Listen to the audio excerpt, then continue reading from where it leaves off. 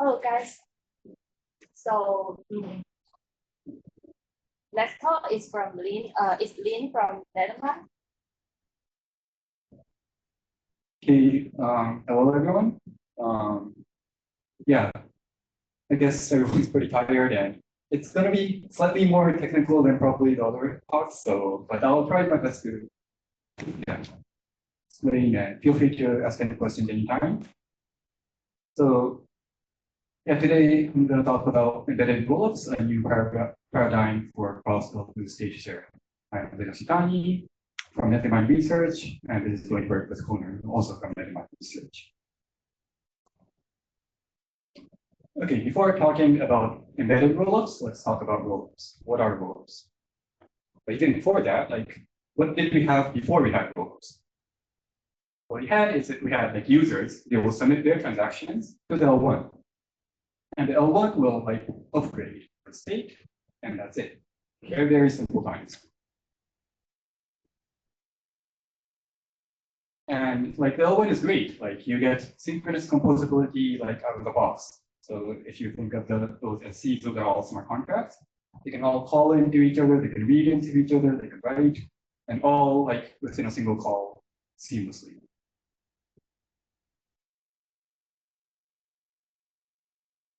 However, like upgrading L1 state is expensive. So like this upgrading the L1 state part based on the submitted transaction, this part is very expensive. And it's expensive because like every single validator in the Ethereum network, they have to do this click update of the state. So every single validator, like even the validators in like for example, a laptop in Africa, they all have to like do this exact same computation. So it doesn't scale.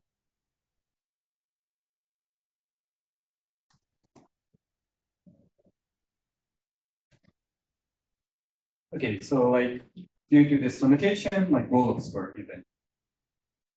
So what rollups do is that they introduce a separate L2 state. So like in the top.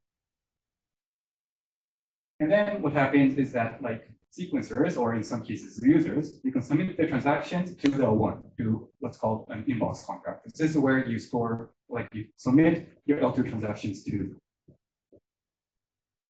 And then the L2 can like read the transaction from the inbox contract, and then the execution happens in the L2 side. So what's happening here is that the transaction data is posted to the L1, but not executed in L1. It's only executed in the L2. And this is where the scalability comes from.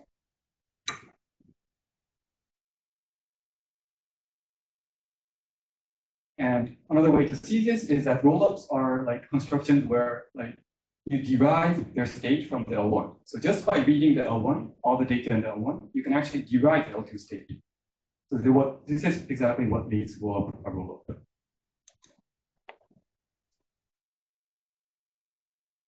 And rollups are nice. They give us horizontal scaling. Why? Because like here you have rollup A and you have rollup B. Both of them have different inboxes in the L1. And the sequencers can post batches to rollup A inbox, B inbox. Rollup A will execute these transactions. Rollup B will execute these transactions. But the critical thing here is that rollup A and rollup B have independent state. So they're independent. So like you can have like hundreds of rollup, each of them doing their own execution, but they're doing their independent execution. So it can run in parallel.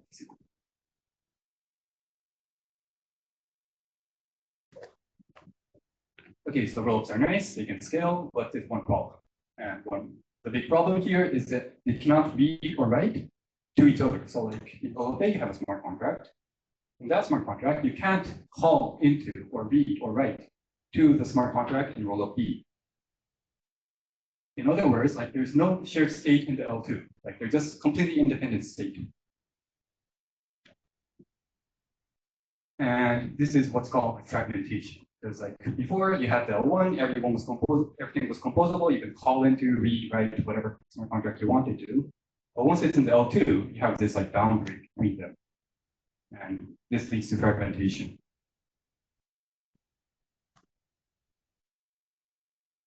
And well, like although in L2 you don't have shared state, if you see like actually in the L1 you do have shared state. because like remember, with all the L2s, the rollups, they derive their state from the L1. By default, they all read the L1. What we can do is we can have like a smart contract on the L1, and this can act as a shared state between rollup A and rollup E.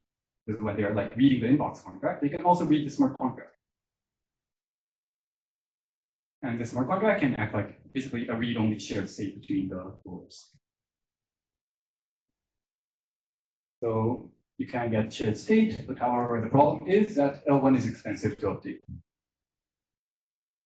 So whenever you want to like upgrade this like shared view of this smart contract, you have to submit an L1 transaction and run the L1 execution. And that's very expensive.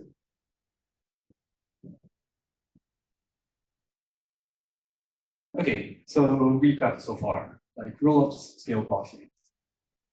And rollup can share state via one, but it's expensive to upgrade.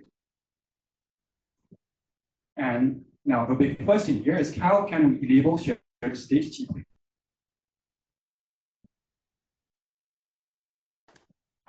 And here is where embedded rollups come. So what are embedded rollups or ERs? So embedded rollups are rollups that are embedded within and shared among other rollups. And when embedding an ER, the rollup stores and updates a local view of the ER state alongside its own. And if multiple rollups embed the same ER, they can share this read-only state without relying on L1 execution. I think this is all very like complex, so I'll show some diagrams. Yes, right. Okay, so base rollups is about well, like an embedded rollup can be a base rollup. So embedded like base rollup is about the sequencing, like who actually does this work, and like who are the sequencers. This is like the core question of base rollups. And embedded rollups, like as I'll explain, it's more about how you compose these rollups together with each other. So they can compose like base rollups, they can compose like non-base rollups. So it's like a separate layer of it. Any other questions? Okay, so yes, what are embedded rollups? And here, like, you have rollup A, and let's say you have ER, an embedded rollup. But so far, it's just the two independent rollups, right? Like you have A inbox and ER inbox. Rollup A reads from the A inbox, the ER rollup reads from the ER inbox. Okay, so let's say that rollup A wants to embed ER. So what does this mean to embed? So what happens here is that when rollup A embeds ER, it like yields a separate rollup, A bracket ER. And this means that A embeds ER.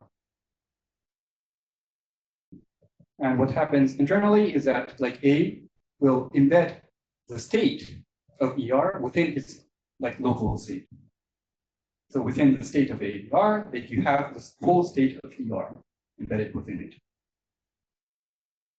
In other words, it maintains a local view of ER. Now what happens is that, okay, like let's see how rollup AER will execute.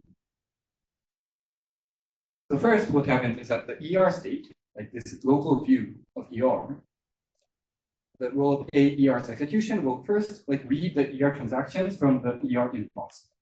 So again, like rollups, they are constructions where like they derive the execution from the L1. So like they have full access over not only A inbox, but also ER inbox.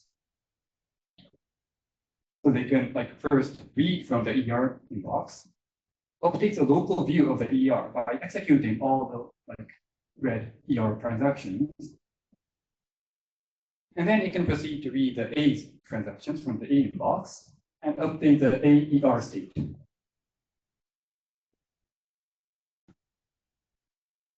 Now, what's possible here is that actually, like, from the state of AER, you can read directly into the state of ER. So contracts in ER can directly read state of ER.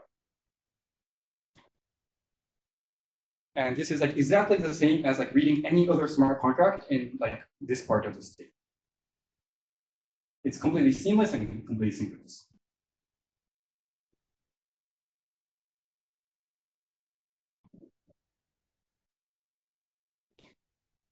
Okay, and now like that was for A, and actually you can do the exact same thing for another rollup B. So what happens here is it yields a BER, and you can do the exact same thing. Like BER can read from the ER inbox, update its local view, and read from the B inbox, update its like whole view. And now what's possible now is that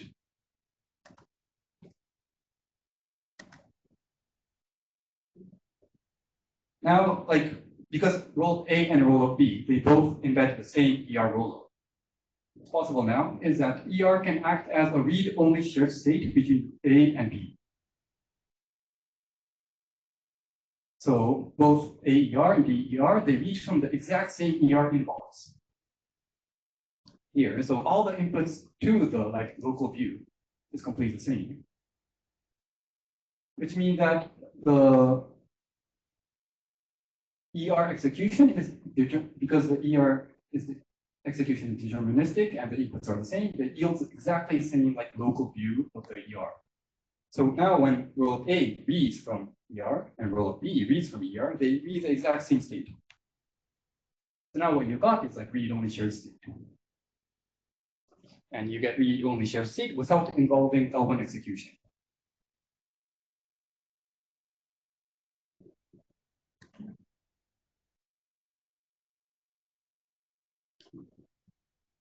Okay, any questions so far?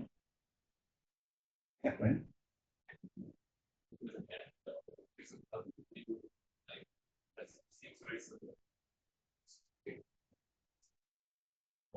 Like, what do you think is the pros and cons of like embedded rollup? Like, what's the trade-off, I guess, between like an embedded rollup and like reading in that way versus like having like an OP sec rollup basically like express its dependencies that like another parent rollup, which sounds like a bit like would be the embedded rollup. Yes. So like in my view, I think like the difference is like I would say the sovereignty of the whole system. Because like if you have like OP stack style like dependency set, how this works is like you have to settle. Well, my understanding of how this works is you have to like you have a dependency against the settlement of both of the chains. So like when you settle, like you see that I'm settling under the condition that the other chain has this state basically. And like now what you have is that you have like this dependency graph in the settlement. Like my settlement will fail if this other chain doesn't settle in this way. Then like that chain can fail in another way. Gotcha. So maybe the huge difference is that instead of you actually like making the settlement of the like child rollup depend on the parent rollup, you just have the child rollup just like I guess have its own straight transition function, so to speak, over the like embedded rollup transactions, and somebody else can have a totally different straight transition function over that very same transaction. Yes, exactly. Gotcha. But if two different rollups that use embedded rollup have different ways of deriving the state transition at the state from the transition function, wouldn't you not have the same view of the state? Yes, so that is possible. And but the thing is that even if another rollup like has a different view of the shared state, it doesn't affect you. And it's kind of their fault, right? Like because you have like you should have a shared state transition function, and if someone like deviates from it, then like their view might be broken. But for me, I'm okay. So like this, you do keep this independence between like all these rollups. And maybe in some cases that you do want to do that, I don't know, but yeah.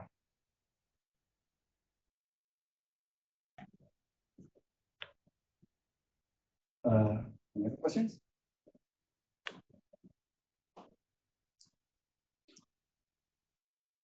Okay, so yes, so like how is this useful? And the first use case, the very most simple use case I would say is like a key value store.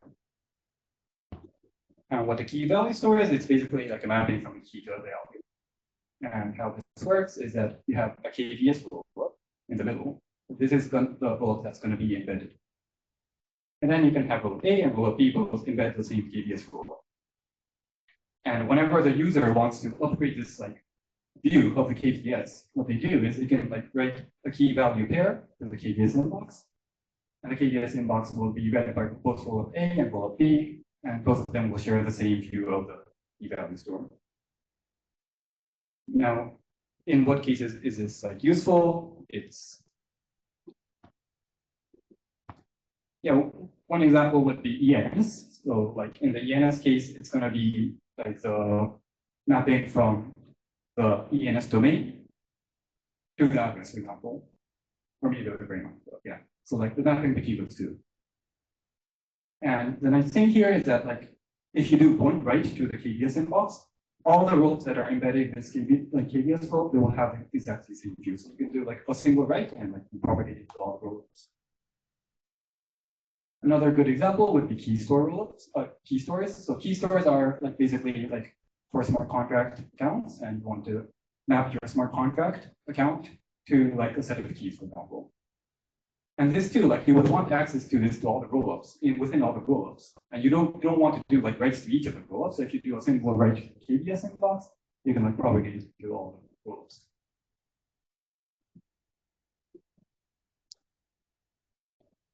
Okay, and the next more complex but interesting use case would be a shared bridge.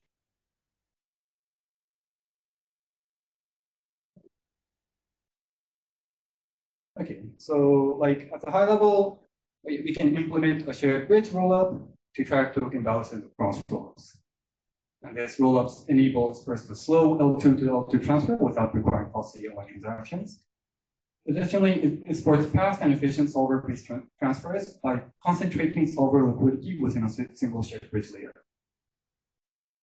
And note that liquidity fragmentation of solvers is like a huge pain point of any solver-based solution.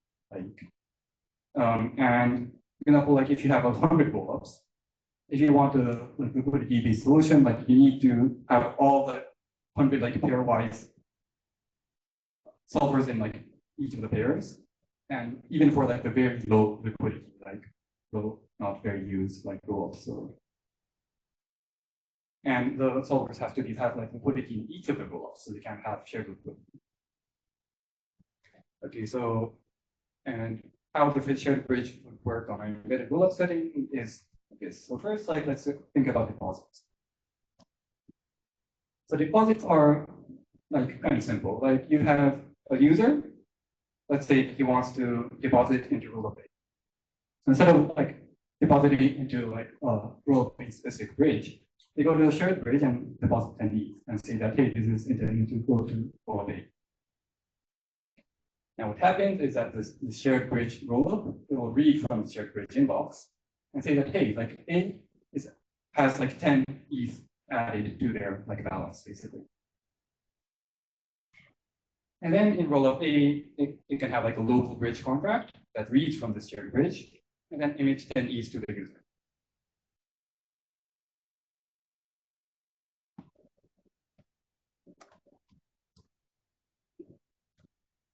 Okay, now that's how deposits work, and let's see how transfers work.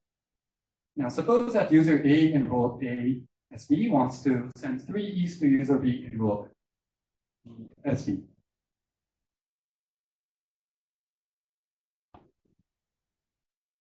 Okay, how this would happen is that, okay, there's going to be like 2 paths, and the slow path and the fast path. And first, let me like explain the slow path.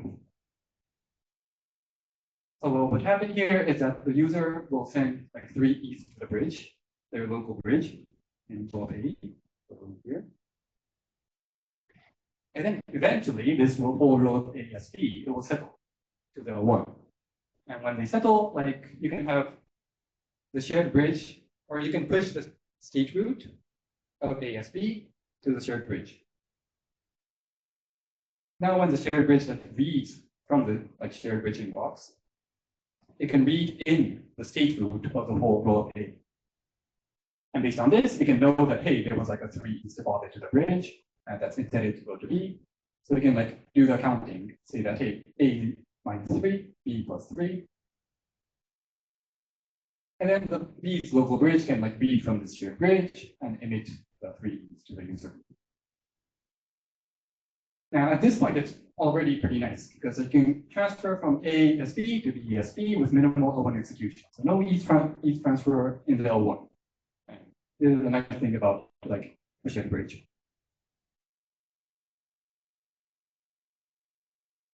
Yes, go ahead. I think the second step will send the settle transaction. So the second is and it will be done by the prover of rollup A. So this is like in same as in any traditional like rule. And in like for example, it's like optimism, the optimism foundation actually does settle. They post the proofs to the one. But if you can have like other constructions where like anyone can post a proof or but yeah, like Actually, yes, yeah. So yes, like in any rollup, like you have first you submit the batch of the transactions, you execute it, they'll do, and then you settle them to the one, and you post like a proof to the one. Someone has to post it, but like who posted it's different between like construction and say.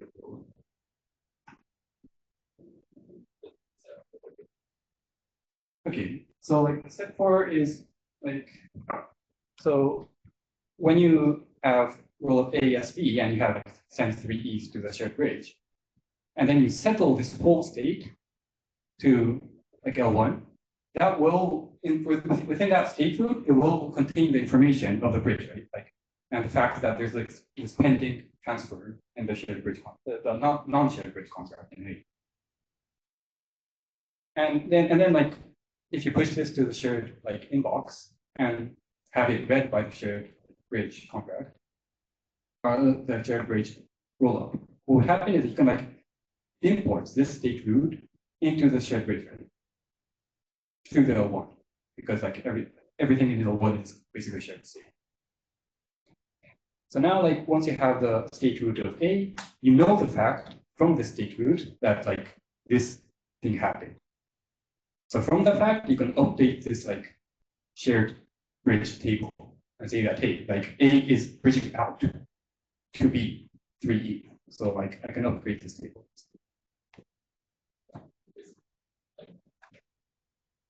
So like the A entry is kind of the bridge contract balance on the shared bridge. Yes, got it. Yes, it's yeah.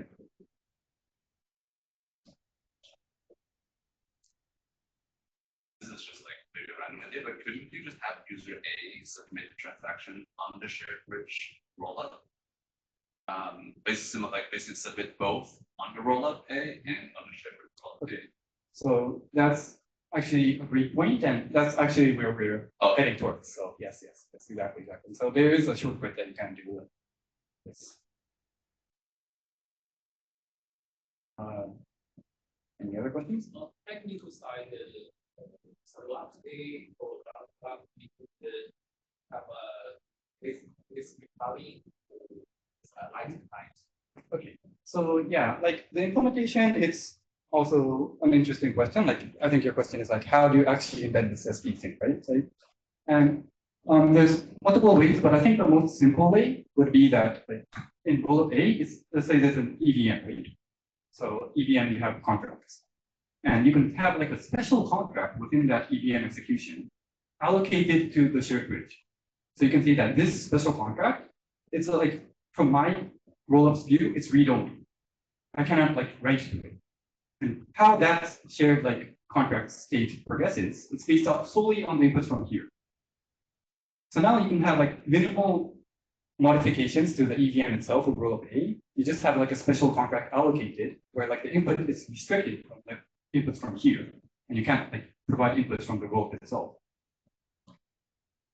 And then that way, like you can just have like a read-only contract in your state that's embedded without like much modification and execution. What about the A and B need a server to the shared bridge contract? Yeah, yes. Yeah, exactly. So the thing is that like they already have that like infrastructure of listening to the one because they already have to listen to the alien ones, right? So they already have like an L1 execution that's running locally. So and instead of just listening to the events in their own inbox, they also listen to the events of the other like embedded local inbox. And that's not much added infrastructure. It's just like you're already running the L1. So it can be scaled to node. Yes, exactly. So you can like scan anything in O1. And this is like a pretty interesting thing of rollups that I think are kind of underexplored, because like all rollups, they have full access to the whole O1, and they can be whatever from the O1 if they want to. And yeah, like for example, like Tycho's Venice project, there's a rollup project, and those are like trying to utilize this to the max. It's like an underexplored field. Okay, thank you. Go ahead. So rollup A need and then rollup B need track each other. So the thing is, like rollup A and rollup B, they don't have to necessarily post each other, because like A kind of relies on the execution of C, B relies on the execution of C, but A does not depend on B, and B does not depend on A. And this is kind of another like actually difference between the superchain vision, where like you have directly in the superchain or whatever with those designs, you have to have A directly depend on the execution of B, and B depend on the execution of A. So you have this tight coupling. But here you have this, like everyone depends on the shared bridge, but A doesn't directly depend on B. And if B goes like completely broken, like Leibniz fault or like have some fault in the proof, like A isn't directly affected because like everyone's just like depending on the SP part of this whole thing. Yes, exactly. Yes. So yes, you do have a dependency on the SP part. And I think that's why like I think SP would be a good candidate to be based, because like you don't want to have like Leibniz dependencies on some mechanism. Have you calculated the gas saving for the sample part no real ETH transfer? Actually I'm not sure. Like it is expensive though. Like, but you can like, for example, if you have 100 transactions reaching out from A, you can like batch it and like have a single transaction in O1. That will give you some cost saving, but yeah, I'm not sure how much exactly.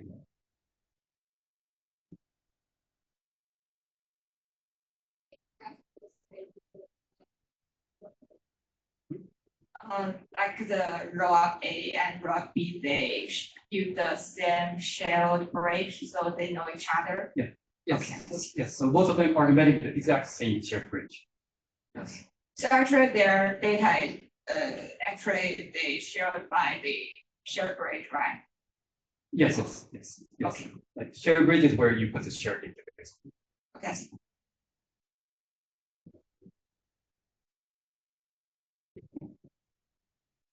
Okay, so moving on. Okay, so this is the slow path, and what would be the fast path?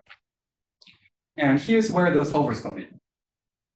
Like, and because like one observation here is that as soon as user A sends 3 ETH to the bridge,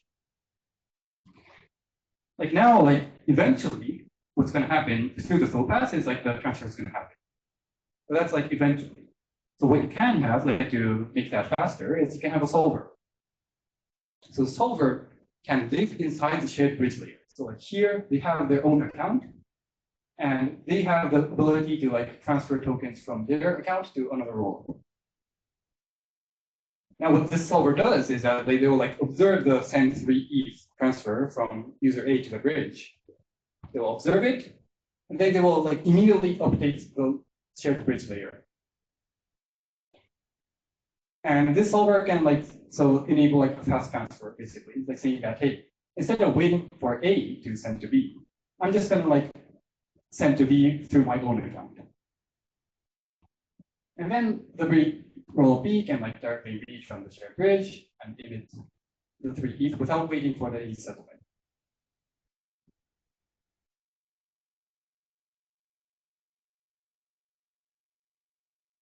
Okay, and this I'm gonna kind of omit in this presentation, but for your information, like solver can also condition their solutions on the observation. So they can say that, hey, send 3 ETH, this transaction happened in this rollup.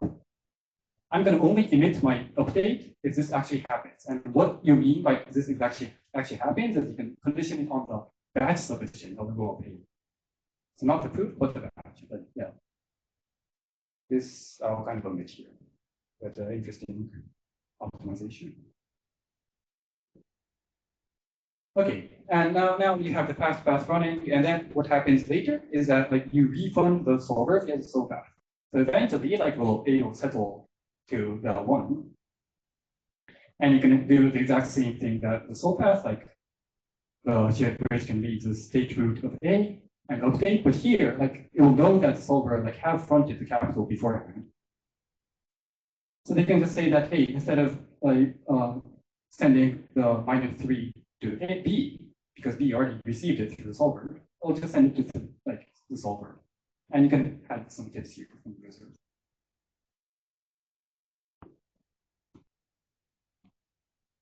Okay, and now the nice thing about this construction is that all solver liquidity can be in the SP role. So no fragmentation of the solver liquidity. So as long as you as a solver, like you have all your liquidity in this SP rollup, no matter how many rollups are embedding you, like SP rollup, you can just stay in the SP and like do the transfer like locally. So you don't have to like reach out or like have assets in rollup B or rollup A or rollup C or rollup B. You can just keep it all in SP and like do all the asset transfer like within SP itself.